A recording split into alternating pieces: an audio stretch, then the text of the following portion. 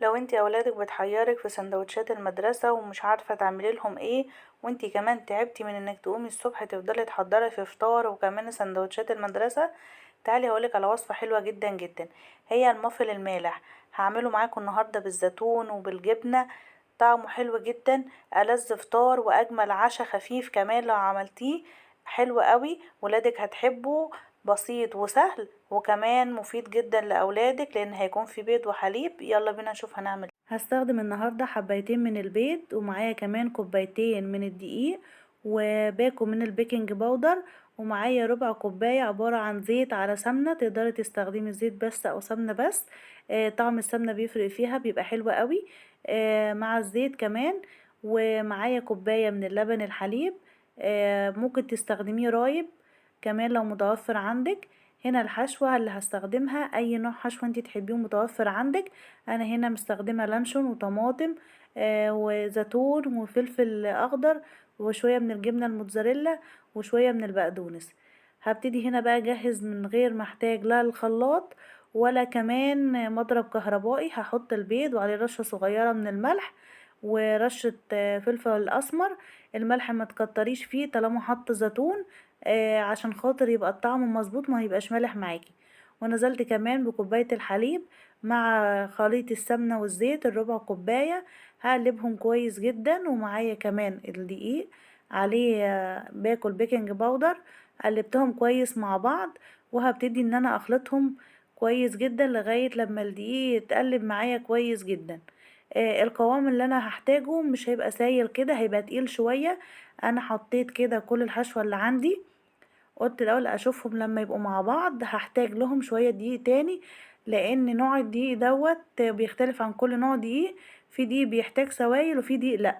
فانا احتاجت لربع كوباية من الدقيق، زودتها على الخليط ده وقلبتهم كويس لغاية لما بقت معايا بالقوام اللي انتوا شايفينه ده تقيل. لازم لها كده معلقة عشان اقدر اقلبها.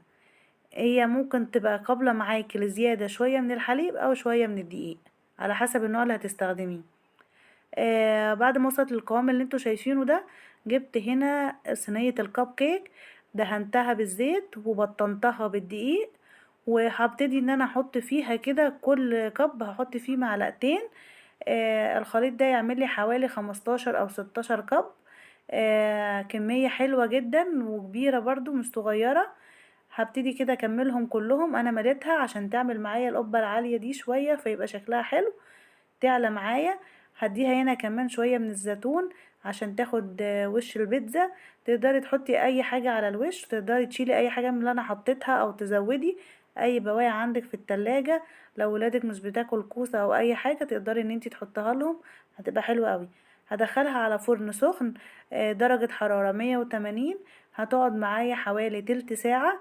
جيت بعد كده اختبرتها بعد تلت ساعة زي الكيكة العادية خالص. شفتها بالخلة كده لقيتها ان هي مستوية تمام. لقيتيها لسه فيها عجين، شيليها، سيبيها شوية. انا فتحت عليها الشواية كده دقيقتين عشان تاخد اللون الحلو اللي انتوا شايفينه ده.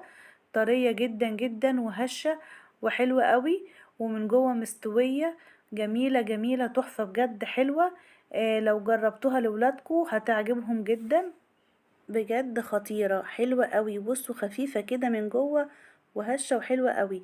دي بقية الكمية اللي فضلت معايا عملتها هنا.